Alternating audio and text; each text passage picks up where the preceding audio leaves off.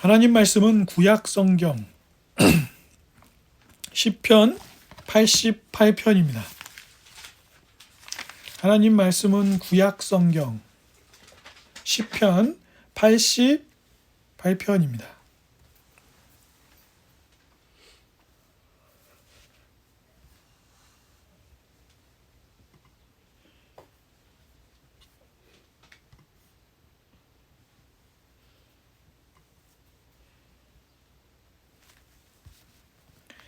제가 봉독하겠습니다. 하나님의 말씀입니다. 읽는 저나 듣는 여러분이나 모두 귀 기울여서 하나님의 말씀을 듣도록 합시다. 시편 88편 고라 자손의 찬송시 곧 에스라인 헤만의 마스길 인도자를 따라 마알랏르안롯에 맞춘 노래. 여호와 내 구원의 하나님이여, 내가 주야로 주 앞에서 부르짖었사오니 나의 기도가 주 앞에 이르게 하시며 나의 부르짖음에 주의 귀를 기울여 주소서. 물은 나의 영혼에는 재난이 가득하며 나의 생명은 스올에 가까웠사오니 나는 무덤에 내려가는 자 같이 인정되고 힘없는 용사 같으며 죽은 자 중에 던져진 바 되었으며 죽임을 당하여 무덤에 누운 자 같으니이다. 주께서 그들을 다시 기억하지 아니하시니 그들은 주의 손에서 끊어진 자니이다.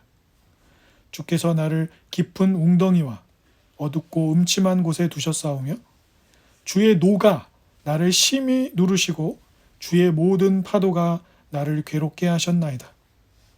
주께서 내가 아는 자를 내게서 멀리 떠나게 하시고 나를 그들에게 가증한 것이 되게 하셨사오니 나는 갇혀서 나갈 수 없게 되었나이다.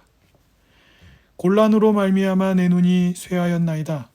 여호와여, 내가 매일 주를 부르며 주를 향하여 나의 두 손을 들었나이다.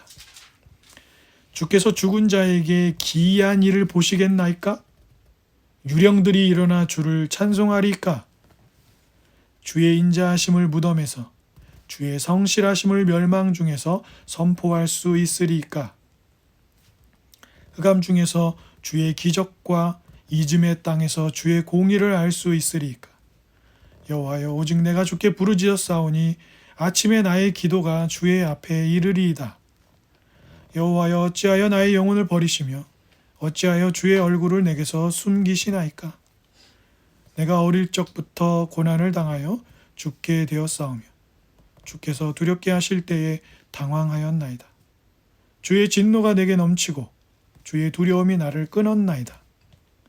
이런 일이 물같이 종일 나를 애우며 함께 나를 둘러쌌나이다.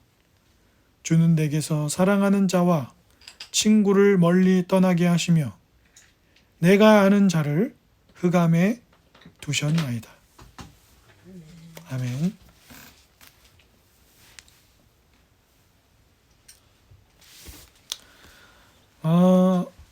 인간적으로만 생각하자면 시편 88편은 별로 설교하고 싶지 않은 본문입니다. 많은 시편에는 고통당하는 사람들의 눈물과 한숨과 부르짖음이 가득합니다. 그러나 대부분의 시편들은 그래도 희망을 암시하면서 언젠가는 이것이 회복될 것이고 언젠가는 괜찮아질 것이라는 희망으로 마무리됩니다. 그래서 어떤 시편에는 우리가 시편을 여러 번 들었고 제가 묵상을 보내드리고도 있지만 주의 얼굴을 보게 될 것이다. 온전한 땅에 서서 그분을 찬양하게 될 것이다. 이런 마무리들이 있습니다. 그런데 오늘 이 시편 88편은 제가 원어를 잘하는 건 아니지만 히브리어 원문을 보면 우리말로는 주는 내게서 사랑하는 자와 친구를 멀리 떠나게 하시며, 참 슬픈 일이죠. 내가 아는 자를 흑암에 두셨습니다. 자기죠 뭐. 시인 자기입니다. 헤만이라고 하는 사람이 시편 88편의 저자로 되어 있는데 그의 자신을 이야기하는 건데 이게 히브리어 원문에 보면 마지막 단어가 뭐냐면 흑암입니다. 마지막 단어. 그러니까 히브리어 원문에는 이 시편은 캄캄한 칠흑 같은 캄캄함 속 이라고 하면서 끝나버립니다. 이 시편이. 여러분, 이런 마무리로 끝나는 기도를 보신 적이 있습니까?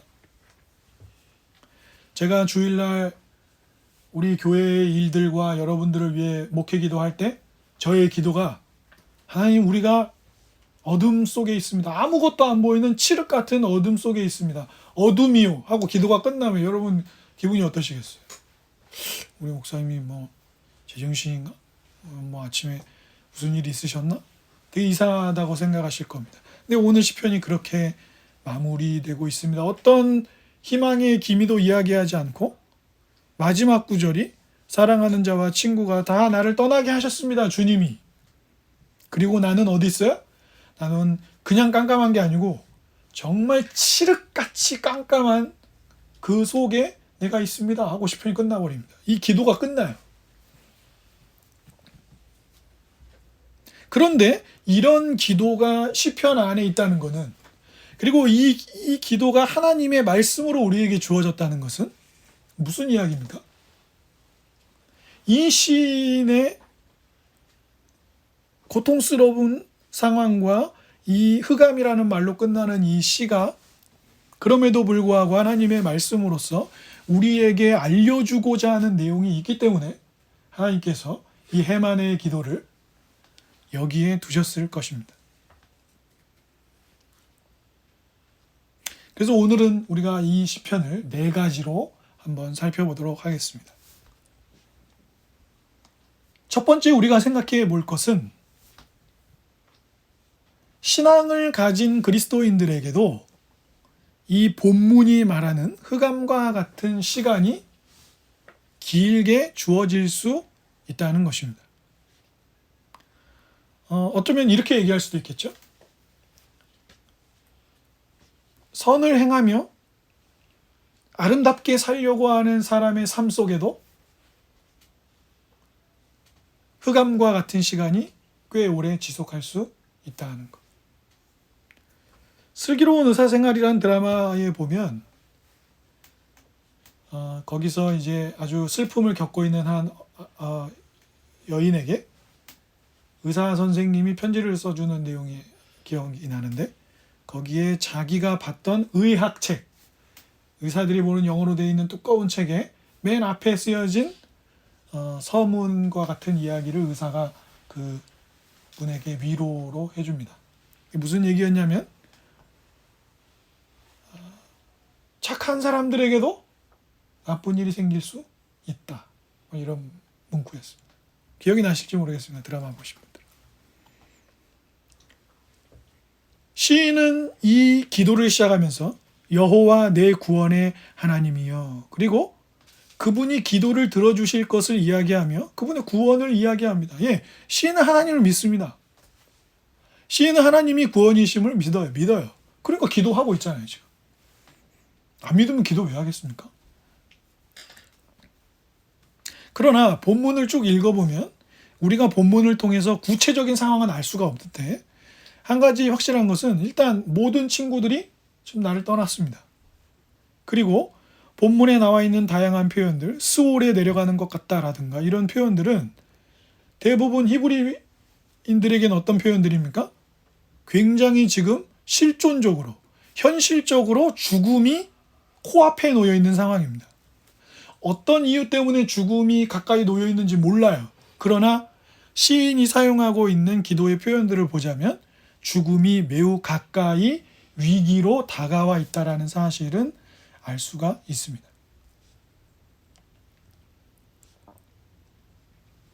아무리 외적인 위기가 주어졌다, 그러니까 나의 밖에서 외적으로 환경적으로 그런 위기가 주어졌다고 하더라도 내적으로 그걸 이겨낼 힘이 있으면 괜찮아요. 어느 정도 견딜 수 있죠. 그런데 시인에게는 지금 그런 상황이 아닙니다. 시인이 사용하는 표현들을 다 보십시오. 나는 무덤에 내려가는 사람 같고, 죽음이 가까웠고, 사람들 다 나를 떠났고, 주님의 진노가 내게 놓여져 있고, 나는 깊은 웅덩이와 어둡고 침침한 곳에 있습니다 라고 고백하고 있습니다. 하나님이 나를 거절하시고 하나님 지금 내 삶에 계시지 않고 하나님 마치 지금 내 삶을 향하여 진노를 쏟아내고 있는 것처럼 느끼고, 그러니까 외적 위기와 함께 내적으로도 상당히 무너져 있는 상태인 것이죠. 믿음이 있고 하나님을 자신의 구원자로 믿고 기도할 수 있습니다. 그럼에도 불구하고 흑암 속에 머물 수 있습니다.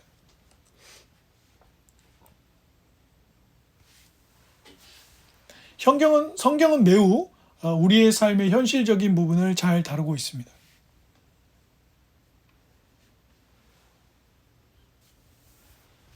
그래서 성경은 믿음을 가지고 있더라도 혹은 여러분들이 옳은 일을 하고 있다고 하더라도 생각보다 아주 긴 시간 동안 흑암 속을 헤매일 수 있다고 이야기합니다. 그러나 이게 마냥 나쁜 일만은 아닙니다. 왜냐? 우리에게 고통스럽고 힘든 흑암 속 일들이 찾아오면 그것 자체로도 고통스럽지만 사실은 그것을 맞이하는 우리 안에도 문제가 좀 있습니다. 이게 무슨 얘기냐면 이런 생각을 하시는 분들이 종종 있는 것 같아요. 그리고 이거는 저에게 다 해당되는 이야기고 우리 모두에게 해당되는 이야기입니다. 무슨 말이냐면 나는 이제 믿음을 갖게 됐어. 나는 예수님을 믿어. 나는 그리스도인이야. 그죠? 김철 그리스도인입니까? 네. 그러면 사람들이 이런 생각을 해요. 그러면 이제 나에게 나쁜 일은 생기지 않을 거야. 내가 예수님을 믿기 때문에 나에게 나쁜 일이 일어나지 않을 거야. 그런데 우리보다 훨씬 지혜롭고, 아니 그냥 지혜로운 게 아니라 훨씬 뛰어나신 예수님의 말씀을 잘 기억하실 필요가 있습니다. 그분은 누구보다 칠흑 같은 흑암 속에 흑암을 경험하셨던 분이죠. 근데 그분이 요한복음 16장에서 뭐라고 얘기하시냐면 세상에서 너희는 환난을 당할 것이다. 주인인 나도, 그러니까 제자들을 향해서 하셨던 말씀이죠. 사도들을 향해서. 너희들의 스승이고 주인인 나도 환난을 당하는데 너희라고 그러지 않겠느냐? 세상이 나를 미워한 것처럼 너희를 미워할 것이다. 이렇게 말씀하십니다. 그 얘기는 곧 무슨 얘기냐면 성경은 우리에게 우리가 믿음을 가지고 있다고 해서 환난이 없다거나 어려움이 없다라고 이야기하지 않는다는 거예요. 그런데 고통 자체가 힘들지만 그 고통 속에서 우리를 더 어렵게 만드는 것이 이런 비현실적인 생각이라는 거예요. 잘못된 기대들. 성경은 우리에게 환난이 없거나 문제가 없거나 힘든 삶이 너에게 주어지지 않을 거라고 말하지 않는데 우리는 종종 마치 예수님을 믿으면 우리 삶에 어려움이 생기면 안 될 것처럼, 예수님을 믿으면 어려움이 없을 것처럼 생각하는 경향이 우리 안에 있어서 사실은 그것이 우리에게 주어진 고통 그 이상으로 우리를 힘들게 하고 방황하게 하는 원인이 된다는 것입니다. 성경도 예수님도 믿음을 가지면 나쁜 일이 생기지 않을 거야. 착하게 살면 나쁜 일이 안 생길 거야 라는 이야기를 한 적이 없습니다.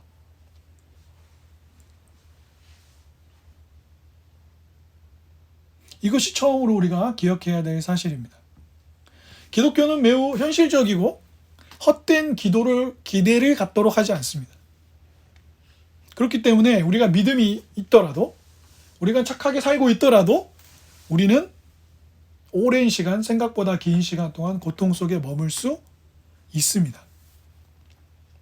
두 번째 우리가 생각해 볼 것은 이런 부분입니다. 흑암 속에 있는 시간보다 그럼에도 불구하고 하나님의 은혜를 더 알게 되어지는 시기가 없다라는 사실입니다. 오늘 시인이 시의 뒷부분에서 하나님 앞에 굉장히 무례한 기도를 하고 있는 것을 우리는 보게 됩니다. 본문을 한번 같이 읽어볼까요? 10절부터 13절까지 한번 같이 읽어보겠습니다.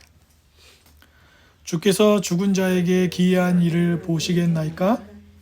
유령들이 일어나 주를 찬송하리까? 주의 인자하심을 무덤에서, 주의 성실하심을 멸망 중에서 선포할 수 있으리까? 흑암 중에서 주의 기적과 이즘의 땅에서 주의 공의를 알 수 있으리까? 여호와여, 오직 내가 주께 부르짖었사오니 아침에 나의 기도가 주의 앞에 이르리이다. 지금 시인은 하나님 앞에서 비꼬듯이 이야기하고 있습니다. 간단하게 얘기하면 이런 말입니다.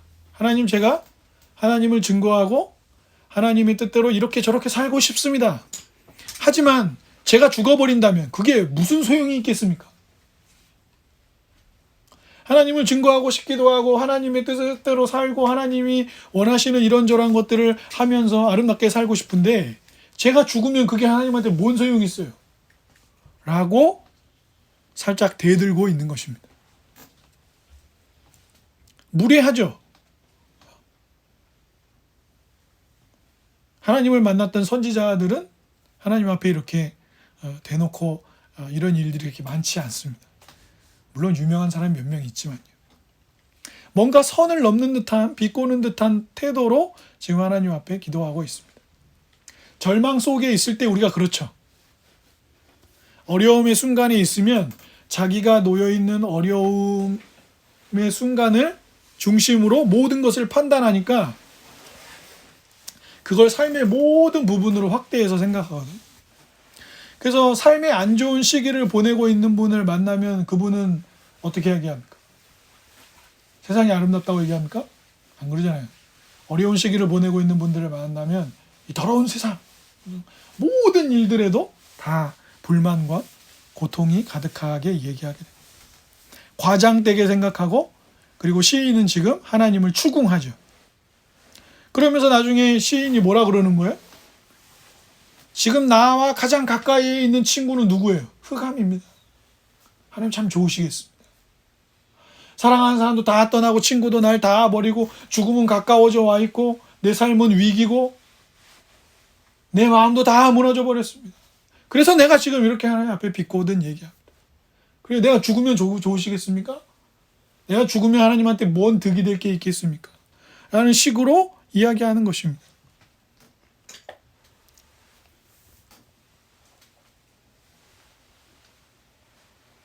그래서 한 성경 주석학자는 이런 이야기를 합니다.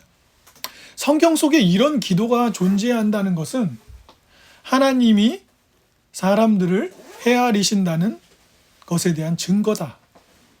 인간이 절망 속에서 어떤 말을 하는지 하나님은 이해하신다. 이렇게 이야기합니다. 왜 하나님은 여기 이런 기도를 두셨습니까? 왜 시인은 지금 비아냥거리며 하나님 앞에 과장되게 하나님을 추궁하듯이 기도하고 있습니까?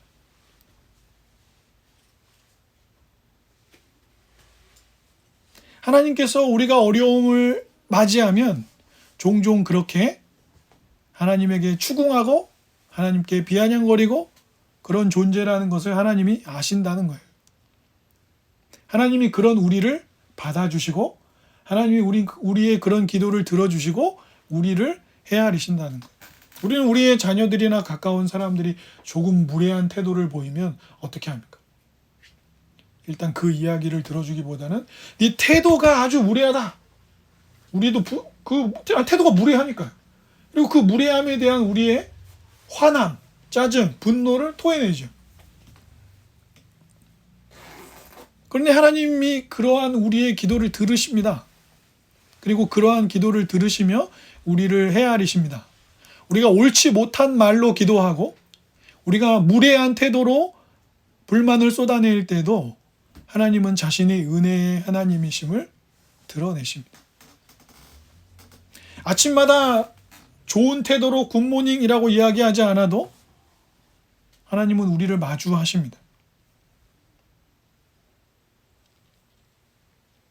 그렇기 때문에 우리가 좋은 시기를 보내는 것보다 어둡고 힘든 시기를 보낼 때 우리는 그런 우리를 받아주시고 그런 우리의 삶에서 일하시는 하나님을 경험함으로써 하나님의 은혜를 더 알게 됩니다. 세 번째 우리가 기억해야 될 내용은 그런 흑암의 시간들이 우리가 생각하는 것 이상으로 우리를 아름다운 사람으로 변화시켜 간다는 것입니다.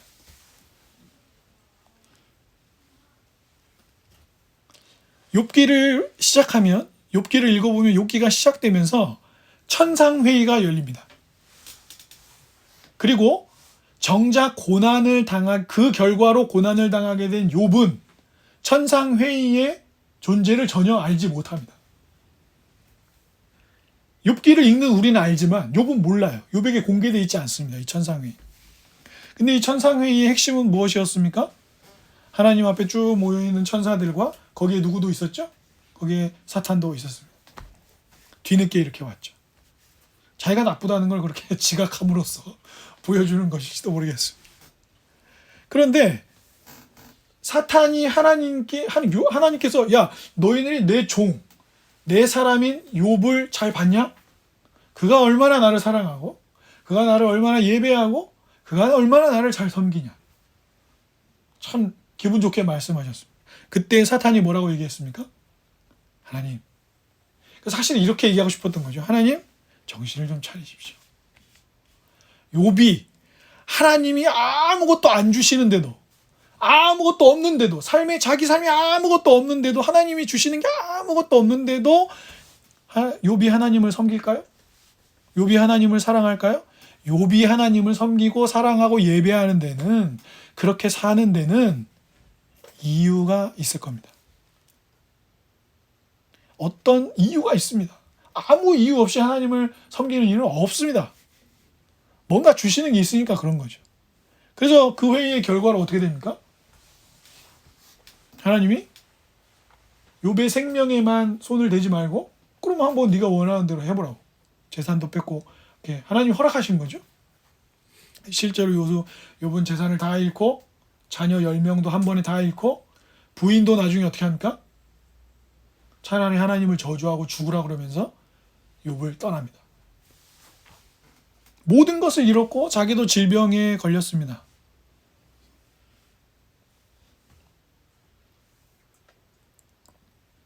하나님 욥을 흑암 가운데 둬보십시오. 그러면 욥이 하나님을 저주하는 걸 보게 되실 겁니다. 사탄은 이 얘기를 하고 싶었던 것입니다. 나를 진심으로 사랑하고 좋아하는 사람이라고 생각했는데 그것이 아니라 단순히 나를 이용하기 위해서 나와 가까이 했던 것이라는 걸 알게 되면 우리는 얼마나 큰 충격을 받습니까? 조건 없이 하나님이시기 때문에 그분이 우리의 하나님이시기 때문에 우리가 하나님을 사랑하고 예배하며 살고 있나요? 우리도 하나님과 거래를 하고 그렇게 살고 있는 것은 아닙니까? 이 질문에 우리가 정직하게 대답을 해본다면 어느 정도 그렇다라고 말하는 게 솔직한 답변이 아닐까 싶습니다. 우리의 신앙이 가짜라거나 아무 쓸데없다 이런 얘기를 하는 건 아닙니다. 우리는 문제가 있기 때문에 필요한 것이 있기 때문에 우리의 마음이 공허하기 때문에 하나님께 나갑니다. 그런 것들이 계기가 되어서 하나님을 찾게 되죠. 뭔가 원하는 게 있으니까요. 그러나 만약 그런 상태에만 머물러 있다면 상황에 따라서 우리의 신앙은 오르락 내리락 하게 될 겁니다. 우리가 신앙이라고 말하는 것 중심에, 우리의 신앙의 중심에는 여전히 자기 중심성이 작동하죠. 그것이 우리가 항상 이렇게 저렇게 방황하고 신앙이 오르락 내리락 하는 이유가 될 수 있습니다. 무슨 일이 생기기만 하면 우리는 뭐라고 합니까? 하나님 왜 그러십니까? 왜 가만히 계십니까? 왜 일 안 하십니까? 왜 나를 떠나 계십니까? 왜 여기 안 계십니까? 라고 매우 분노하게 되지요. 신앙을 그렇게만 생각한다면. 욥기를 보면 욥도 우리와 비슷한 분노를 토해냈습니다. 차라리 내가 태어나지 않았더라면, 차라리 나에게 그런 것들이 없었더라면, 그러면서 아픔을 토로하고 기도했습니다.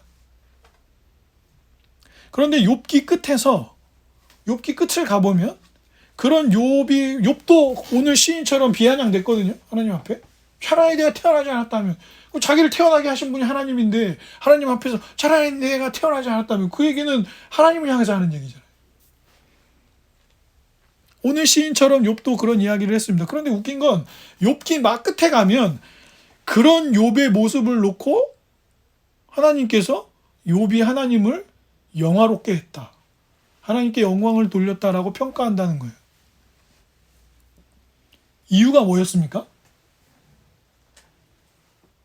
욥의 그러한 어떤 시인과 비슷한 그런 토해내는 이야기들이 기도였기 때문입니다. 화가 났고 분노하지만 누구에게도 분노하고 불평하고 있습니까? 지금 누구에게 분노하고 불평하고 있어요? 하나님 앞에 있습니다. 하나님 앞을 박차고 어디고 가지 않았어요. 욥도 그랬고, 오늘 시인이 본문의 시를 기도하고 있는 해만도 어디에 있었어요? 하나님 앞에 있었습니다. 아무 이익이 없음에도 지금 하나님 앞에 시인도 해만도 욥도 하나님 앞에 있습니다. 그 얘기는 곧 무엇입니까? 사탄이 이야기하는 것처럼 뭔가 거래가 되고, 하나님이 뭔가 주시고, 하나님이 뭔가를 삶에 해주시기 때문에만 하나님 앞에 있고 하나님 예배하고 하나님 찬양하고, 그런 게 아니라는 게 이미 성경 속 인물들을 통해서도 증명이 되는 것입니다. 흑암 가운데 있을지라도 거기 기도하는 자리에 하나님은 우리 하나님이시고, 내가 하나님이 아니지만 하나님은 우리 하나님으로 계시고, 우리는 거기서도 여전히 지금 시인이 죽음과 비아냥과 고통 속에 있으면서도 기도를 시작할 때 뭐라고 했습니까? 여호와 내 구원의 하나님이여. 여호와라고 얘기하고, 그 당신은 나에게 구원의 하나님이십니다, 이렇게 고백합니다.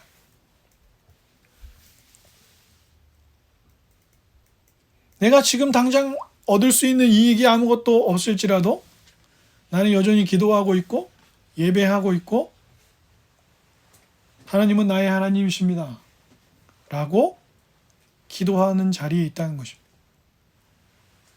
그러니까 이런 과정들은 우리에게 무엇을 설명해 줍니까? 가끔 아이들이 부모님하고 지내다 보면 항상 무슨 자꾸 협상하려고 들잖아요. 거래하려고.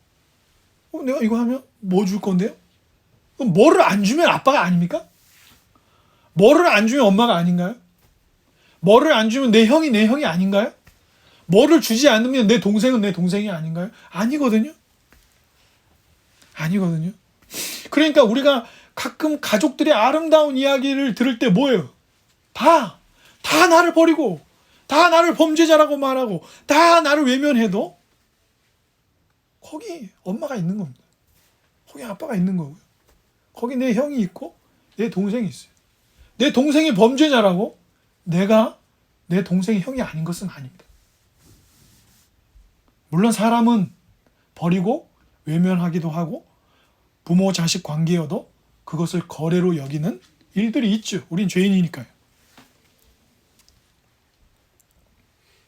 그런데 우리는 이런 시기들을 통해서 여전히 하나님을 떠나지 않고 그 자리에 서서 왜 그러셨어요?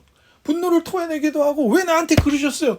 왜 그때 나와 함께 계시지 않으셨습니까? 라고 하면서 욥이나 해만처럼 하나님 앞에 있을 때 우리는 우리의 신앙이 어떻게 변모해 가는 것을 발견하냐면, 여전히 신앙을 자기중심적인 어떤 하나님하고 거래하는 것으로서, 종교적인 거래하는 것으로서의 신앙인으로 그리스도인으로 있는 것이 아니라 거기 그냥 그분의 자녀인, 불만을 토해내고 무례하지만 그분의 자녀인 그리스도인으로서, 그리고 그분은 나의 하나님으로서 서서 신앙을 거래가 아니라 그 거래나 아무 이익이 없는 것 같은 때에도 여전히 그분을 내 구원의 하나님이라고 고백하는, 신앙을 이해하는 변화들이 우리를 찾아온다는 겁니다.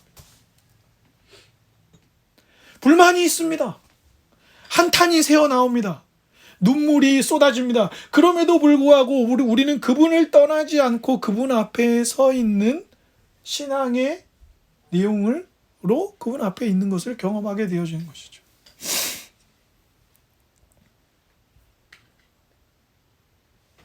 마지막으로 네 번째로,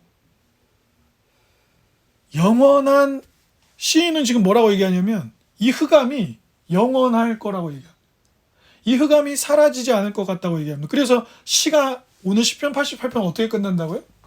원문에는 흑암하고 끝납니다. 아무 변화도 없고 이 죽음의 문제가 해결도 안 되고 나는 여전히 거절감과 외면당하는 느낌과 하나님의 진노 아래에 있는 것 같은 내면적인 고통 가운데 있습니다. 그러니까 시인은 상대적으로 잠깐 있다가 사라질 문제가 아니라 이 흑암의 문제가 계속 있을 것 같이 이야기하고 있습니다. 단순히 주관적으로 잠깐 일어나는 일이 아니라 아주 객관적인 사실로 시인은 받아들이고 있어요. 그런데 아니라는 것을 우리는 압니다. 이 흑암은 영원한 흑암이 아닙니다. 이 흑암은 계속 객관적으로 사라지지 않고 있을 것이 아니에요. 어떻게 아냐고요? 이 시를 쓴 사람이 해만이라는 것을 우리가 알고 있기 때문에 그렇습니다. 찾으시지는 않으셔도 돼요. 역대하 6장에 보면 이 해만에 대해서 나오거든요. 역대하 6장에 나오는 내용인데요. 제가 읽어드리겠습니다.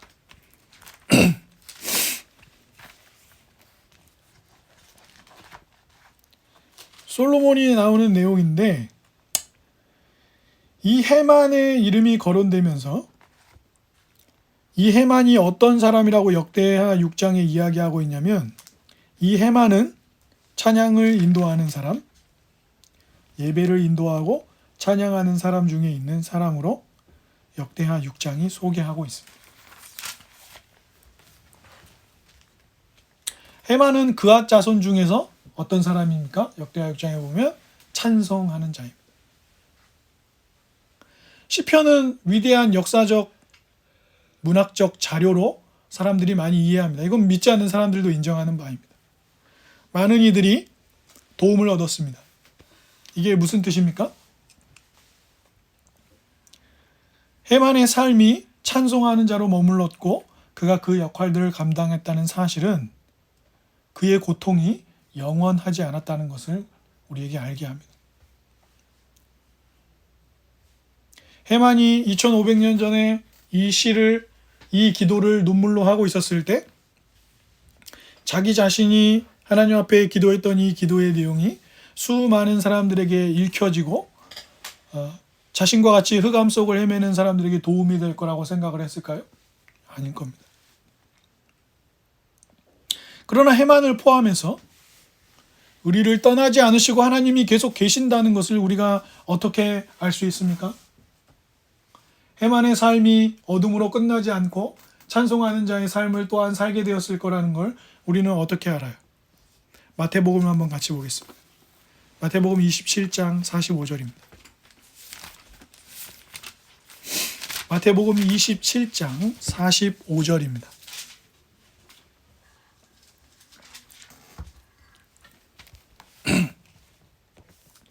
한번 같이 읽어보겠습니다.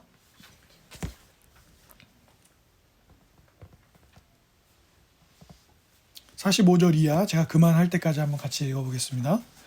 제6시로부터 온 땅에 어둠이 임하여 제9시까지 계속되더니 제9시쯤에 예수께서 크게 소리질러 이르시되 엘리 엘리 라마 사박다니 하시니 이는 곧 나의 하나님 나의 하나님 어찌하여 나를 버리셨나이까 하는 뜻이라. 거기 섰던 자 중 어떤 이들이 듣고 이르되 이 사람이 엘리야를 부른다 하고 그 중에 한 사람이 곧 달려가서 해면을 가져다가 신 포도주에 적시어 갈대를 꿰어 마시게 하거늘 그 남은 사람들이 이르되 가만두라 엘리야가 와서 그를 권하나 보자 하더라. 예수께서 다시 크게 소리 지르시고 영원히 떠나시니라.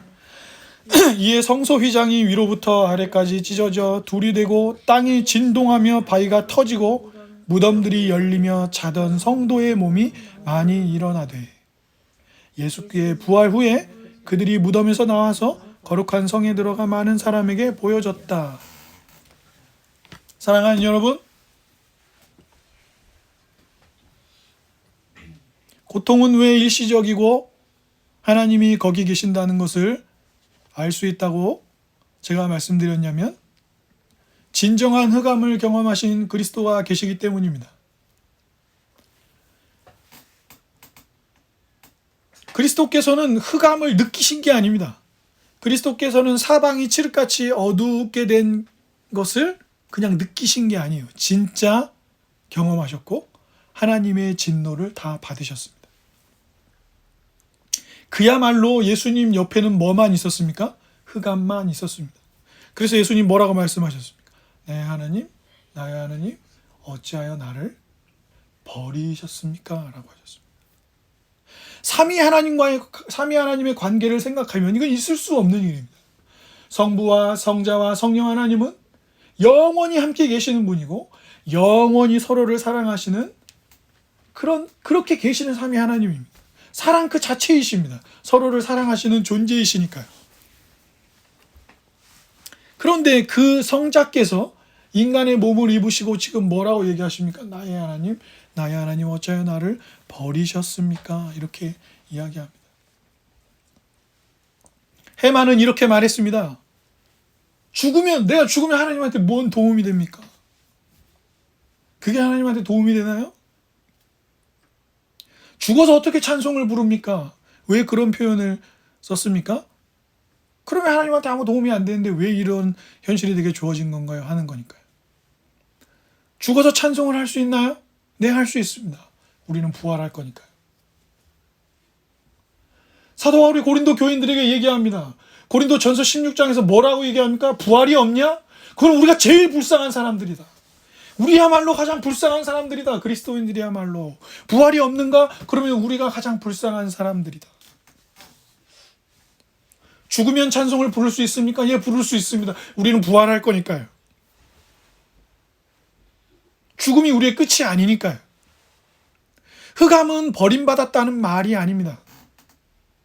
흑암은 하나님이 우리를 버리셨다는 뜻이 아니에요. 우리의 삶에 어둡고 칠흑 같은 사방을 둘러싼 사면초가가 우리를 찾아왔다는 게 하나님이 우리를 버리셨다는 말이 아닙니다. 흑암이 우리를 왜 찾아오는지 우리는 이유를 잘 알 수 없습니다. 그러나 성경은 우리에게 흑암이 우리를 찾아왔지만, 이유 모를 흑암이 우리를 찾아오지만 그 흑암이 주어진 이유는 분명히 있고 그 흑암을 통해서 하나님이 이루시고자 하는 목적은 반드시 있다고 이야기하십니다. 어떻게 할 수 있냐고요? 흑암 가운데 계신 주님 때문입니다. 그분은 우리를 대신하여 흑암 가운데 계셨습니다. 그분은 죄인인 우리들이 받아야 하는 하나님의 진노를 몸소 다 받으셨습니다. 우리의 죄를 짊어지고요. 그리고 그분은 부활하셨고 그 부활의 증인들이 우리들에게까지 이르렀습니다. 주 안에 사랑하는 여러분, 오늘 4가지로 말씀의 내용들을 살펴보았습니다. 믿음을 가진 이들에게도 선을 행하는 이들에게도 흑암의 시간이 상당히 오랜 시간 지속될 수 있다는 것을 잊지 마십시오. 예수님은 예수님 믿는다고 환난이 없거나 어려움이 없거나 어려움은 우리를 다 피해간다고 이야기하지 않으셨습니다. 하물며 나에게도 이런데 너희는 다르겠느냐? 환난을 당할 것이다. 세상이 너희를 미워할 것이라고 말씀하셨습니다. 그러니 고통과 같은 흑암이 우리를 찾아올 때 예수님 믿으면 아무 일 없어야 되는데 라고 잘못된 생각으로 우리 스스로를 더 고통 가운데로 몰아넣지 마십시오. 또한 이런 흑암의 시간이 하나님이 우리를 헤아리시고 우리의 기도를 들으시며 우리를 떠나지 않으시는 과정으로 우리에게 자신을 은혜로운 하나님으로 드러내시는 시간이 된다는 것을 잊지 마십시오. 세 번째로, 흑암의 그 시간이 우리의 신앙이라고 하는 것이 하나님이 반드시 뭘 눈에 보이는 뭔가를 주고 우리랑 거래하고 그러는 형태가 아니라 사탄이 욥을 고소한 것과는 다르게 아무것도 없는 것 같은 때에도 하나님을 우리의 하나님으로 고백하며 신앙의 본질이라는 것이 주고받는 것이 아니라 그분이 우리의 하나님이 되어주시는구나 라고 하는 사실을 알아가는 우리를 빚어간다는 것을 잊지 마십시오. 무엇보다 가장 중요한 것은 무엇입니까? 영원한 흑암은 없습니다. 사라지지 않는 흑암은 없어요. 그리고 종국적으로 우리가 이 땅에서의 죽음을 맞이하고 난 이후에는 결코 우리에게 흑암은 찾아오지 않습니다. 부활의 영광은 우리를 그리스도와 함께 있는 아름다운 삶으로 인도하고, 그리스도와 함께 있다는 것은 그리스도께서 우리가 받아야 하는 흑암의 모든 것을 스스로 감당하시며 하나님의 진노를 감당하셨으므로 우리에게 무엇이 기다려요? 부활의 영광과 영원한 날이 기다리고 있다는 것. 그리고 그 부활의 영광은 오늘 여기 흑암 속에 살고 있는 우리들을 견디고 이기게 해주는, 이유 모를 흑암이 우리를 찾아오더라도 이기게 하는 힘이 있다는 것을 기억하게 하고, 우리는 이유를 알 수 없지만 하나님은 분명히 이유를 가지고 그 흑암을 사용하셔서 하나님이 은혜로우신 하나님이고 우리를 좀 더 아름답게 참된 신앙의 내용을 알아 변화시켜가는 목적으로 우리에게 사용하신다는 것. 그리고 마침내 그분과 함께 있게 될 때 그 흑암들이 부활 속에서 더 큰 영광을 누리게 하는 것으로 우리에게 사용될 거라는 사실을 잊지 마십시오. 눈물 젖은 빵을 먹어보지 않은 사람은 인생을 논할 수 없다 했습니다. 정말 눈물 젖은 빵을 먹어본 사람들만이 생의 빛이 무엇인지를 압니다. 우리 주 예수 그리스도께서 우리를 위하여 감당하셨던 흑암이 어떻게 우리를 복되게 하는지를 놓치지 마십시오. 오늘 나눈 4가지 내용들이